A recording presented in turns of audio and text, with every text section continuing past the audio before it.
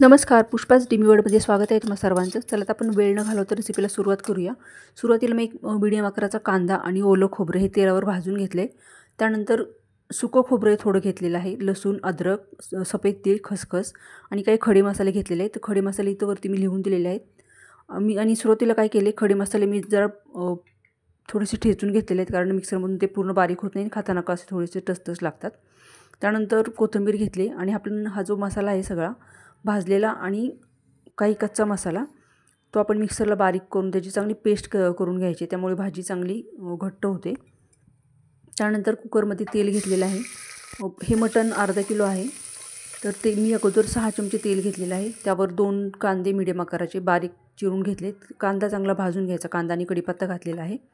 त्यानंतर मटण स्वच्छ धुवून घेतलेलं आहे.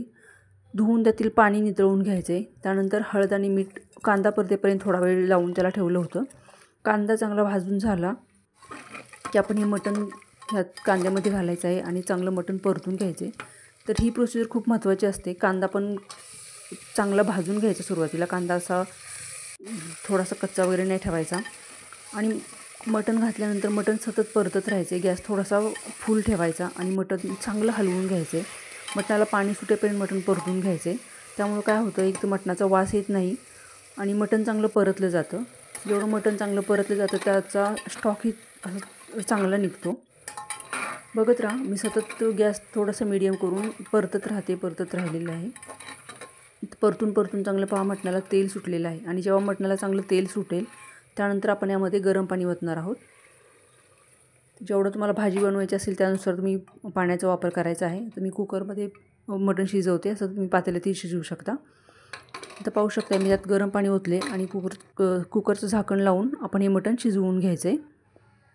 आता मटण शिजल्यानंतर थोडा वेळ मटण उकळवून घ्यायचं आहे. म्हणजे आपण पाणी जर थोडंसं कमी झालं असेल तर त्यामध्ये पुन्हा थोडंसं गरम पाणी घालून हे मटण चांगलं उकळवून घ्यायचं आहे. त्यानंतर आपण फोडणी करायची. त्यासाठी मी पुन्हा 5-6 चमचे तेल घेतलेलं आहे आणि तेलामध्ये मी आमची घरची ही लाल तिखट आहे चटणी, ती चटणी पहिली तेलामध्ये घातली आणि नंतर आपण जी पेस्ट बनवली होती तर ही पेस्ट घालायची आहे आणि मसाला छान तेल सुटेपर्यंत परतून घ्यायचा. आता मी मसाला थोडासाच परतला आणि त्यानंतर थोडंसं आपलं मसाल्याचं जे पाणी होतं ते पाणी ओतले आणि मसाला परत चांगला भाजून घेतला. तर बघू शकताय मसाला मीडियम गॅसवर भाजायचा, थोडासा गॅस कमी करायचा आणि तेल सुटेपर्यंत मसाला चांगला भाजून घ्यायचा आहे. आता यामध्ये मी कांदा आणि ओलं खोबरं भाजलेलं होतं, बाकीचा मसाला सगळा कच्चा होता, त्यामुळे मसाला चांगला भाजून घ्यायचा आहे. आणि तुम्ही या पद्धतीने भाजी बनवून पहा मटणाची, खूप सुंदर लागते. आणि मसाल्याला जेव्हा तेल सुटेल त्यानंतर आपण हे आळणी मटण जे आहे ते चांगलं उकळवून घेतलेलं आहे ते ह्या मसाल्यामध्ये ओतायचं आणि भाजी छान उकळवून घ्यायची.